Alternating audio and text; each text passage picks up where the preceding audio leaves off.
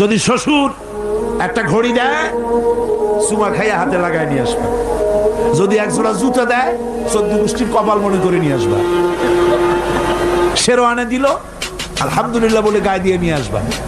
তোমার তো তৃপ্তি হওয়া উচিত। আমার শ্বশুর, আমার শাশুড়ি, তার 18 বছর, 20 বছর, 22 বছরের কলিজার নিংড়ানো স্নেহকে উজাড় করে দিয়ে তার কলিজার টুকরা মেয়েটাকেই তো দিয়ে দিয়েছে আমাকে।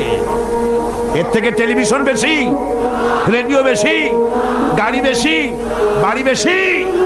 বিবাহ করবা মহব্বত করে, নিজের টাকা দিয়া, বাপের টাকা দিয়া, সোনা দিয়া, দানা দিয়া, কসমেটিক্স দিয়ে, সুন্দর সুন্দর শাড়ি দিয়ে সাজাইয়া, রানীর মর্যাদা দিয়ে বাড়িতে এনে সম্মানের সাথে রাখবে।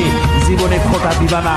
বলি বড় দুঃখে, এই জন্য বলি আমার দেশে একটা যৌতুকের ঘড়ির জন্য, একটা যৌতুকের রেডিওর জন্য, 100 টাকার জন্য আমার দেশে স্বামীরা স্ত্রীকে গলা টিপে হত্যা করেছে। এরা মানুষ না জানোয়ার।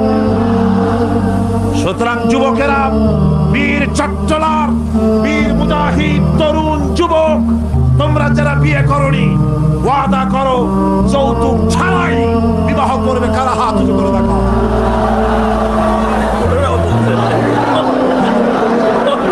বুড়ারা হাত তুললে তো মনে হয় না আবার বিয়ে করতে চায়।